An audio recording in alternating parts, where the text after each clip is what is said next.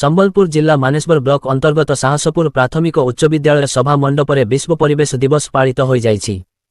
ପ୍ରକୃତି ବନ୍ଧୁ ତଥା ରେଡ୍କ୍ରସ କର୍ମୀ କ୍ଷୀରୋଦ ପ୍ରଧାନଙ୍କ ତତ୍ତ୍ୱାବଧାନରେ ଆୟୋଜିତ ଏହି କାର୍ଯ୍ୟକ୍ରମରେ ଶିକ୍ଷକ ଘନଶ୍ୟାମ ପାଣ୍ଡେ, ସାମାଜିକ କର୍ମୀ ସୁରେନ୍ଦ୍ର ମିର୍ଦ୍ଧା, ବିଦ୍ୟାଳୟ ପରିଚାଳନା କମିଟି ଅଧ୍ୟକ୍ଷ ସଞ୍ଜୀବ ପ୍ରଧାନ ପ୍ରମୁଖ ଆଲୋଚନାରେ ଅଂଶଗ୍ରହଣ କରି ସୁସ୍ଥ, ସୁନ୍ଦର ଓ ବଳିଷ୍ଠ ସମାଜ ଗଠନ ସକାଶେ ପରିବେଶ ସୁରକ୍ଷାର ବିଭିନ୍ନ ଦିଗ ଉପରେ ନିଜ ନିଜ ବକ୍ତବ୍ୟରେ ଆଲୋକପାତ କରିଥିଲେ। ଶେଷରେ ଉଦ୍ଧବ ଭୋଇ ଧନ୍ୟବାଦ ଅର୍ପଣ କରିଥିଲେ।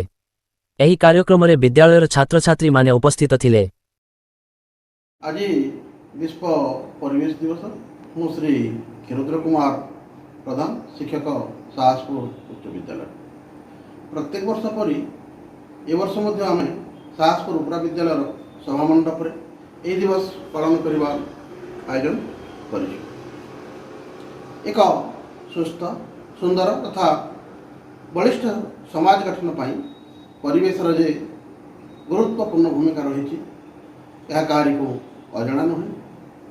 କହିବାକୁ ଗଲେ ପୃଥିବୀର ସ୍ୱଚ୍ଛ ଓ ସୁନ୍ଦର ପରିବେଶ ସକାଶେ ଜନସାଧାରଣ, ଛାତ୍ରଛାତ୍ରୀ ଆଦିଙ୍କୁ ଉତ୍ସାହିତ କରିବା ପ୍ରକୃତରେ ଆଜି ଦିବସର ଲକ୍ଷ୍ୟ।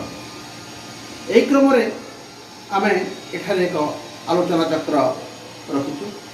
ଏହି ଆଲୋଚନା ଚକ୍ରରେ ଆମ ସହିତ ଅଛନ୍ତି ଶିକ୍ଷକ ଘନଶ୍ୟାମ ପାଣ୍ଡେ, ସମାଜସେବୀ ସୁରେନ୍ଦ୍ର ମିର୍ଦ୍ଧା ଏବଂ ବିଦ୍ୟାଳୟ ପରିଚାଳନା କମିଟିର ସଭାପତି ଶ୍ରୀଯୁକ୍ତ ସଞ୍ଜୀବ କୁମାର ପ୍ରଧାନ ମହୋଦୟ।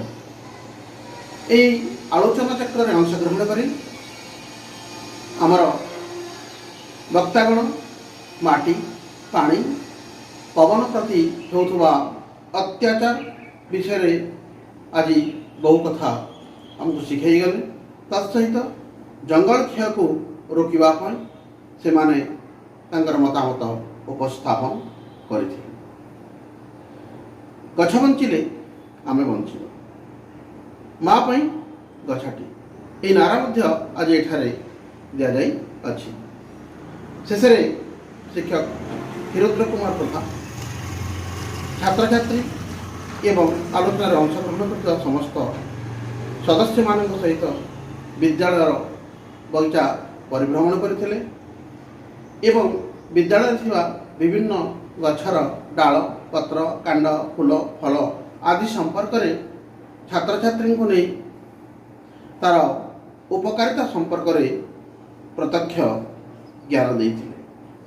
ଶେଷରେ ପୁଣି ଗଛ ବଞ୍ଚିଲେ ଆମେ ବଞ୍ଚିବା ଏବଂ ମା ପାଇଁ ଗଛଟିଏ ଏହି ନାରା ଦିଆଯାଇ ଆଜିର ଏହି ସଭା କାର୍ଯ୍ୟକୁ ସମ୍ପନ୍ନ କରାଯାଇଥିଲା।